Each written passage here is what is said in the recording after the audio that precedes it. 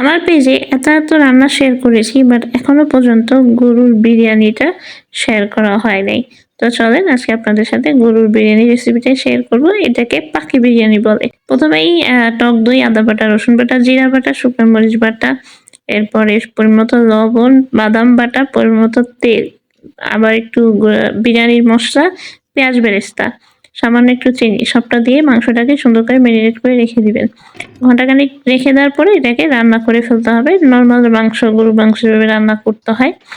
80% হয়ে আসলে এখানে আরেকটু গরম মশলা গুঁড়া অ্যাড করবেন, দিয়ে এটাকে আরেকটু ভালো করে রান্না করে সাইডে রেখে দেবেন। এরপর চলেন বিরিয়ানির রাইসটা তৈরি করা যাক। পরিমাণ মতো তেল দিয়ে এর ভিতরে গোটা গরম মশলা, এর ভিতরে আস্ত জিরা, আর হচ্ছে আগে থেকেই ধুয়ে রাখা পরিমাণ মতো চাল, চালটা ধুয়ে পানি ঝরা দিয়ে রাখা হয়েছিল। চালটাকে খুব সুন্দর করে ভেজে নিতে হবে। এর ভিতরে পরিমাণ মতো লবণ অ্যাড করবেন, আর আলু যেটা আগে একটু ভেজে নেওয়া হয়েছিল একটু কালার দিয়ে, ওই আলুটা দিয়ে, আর হচ্ছে যেই পরিমাণ চাল তার ডাবল পরিমাণ যে পানিটা আগে থেকে আদা তেজপাতা দিয়ে জাল দিয়ে রাখা হয়েছিল, ওই পানিটা অ্যাড করবেন। পানিটা দিয়ে কিছু সময় রান্না করে নিয়ে এর ভিতরে পরিমাণ মতো দুধটা অ্যাড করে দিবেন। এটা যখন 80% হয়ে যাবে রাইসটা, এর ভিতরে রান্না করে রাখা মাংসটাও অ্যাড করে দিবেন। মাংসটার উপর থেকে দিয়ে ঢাকনার ভিতরে ছিদ্রটাকে আমরা কভার করব। দিয়ে কিছু সময় এটাকে দমে রাখা, হিটে রাখার পরে এটাকে মিশিয়ে নিতে হবে খুব ভালো করে। এই পর্যায়ে এসে কিশমিশ, বাদাম কুচি অ্যাড করতে হবে, সাথে আলু বোখারা, পেঁয়াজ বেরেস্তা। খুব ভালোভাবে এগুলোর উপর থেকে বেশি বেশি পরিমাণে ছিটিয়ে দিবেন।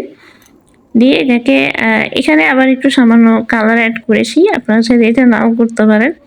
এটা আর হচ্ছে ঘি, এটা না হলেই নয়। সামান্য পরিমাণে একটু চিনি আর কেওড়া জল, এইটা সম্পূর্ণটা দিয়ে এর ভিতরে আরেকটু বিরিয়ানি মশলা অ্যাড করবেন, করে এটাকে আবারও রান্না হতে দিতে হবে কিছু সময় ঢাকনা দিয়ে ঢেকে। ঢাকনা তুলে এটাকে এখন আস্তে আস্তে সম্পূর্ণটা মিশিয়ে নেবেন। সম্পূর্ণটা মিশানো হয়ে গেলে এখানে সেদ্ধ ডিম আপনারা চাইলে অ্যাড করে দিতে পারেন। আর আবারও উপর থেকে গার্নিশের জন্য বাদাম কুচি, পেঁয়াজ বেরেস্তা ছিটিয়ে দিবেন। দিয়ে আমাদের বিরিয়ানি রান্নাটা এই পর্যায়ে শেষ। এখন এটাকে সার্ভ করুন।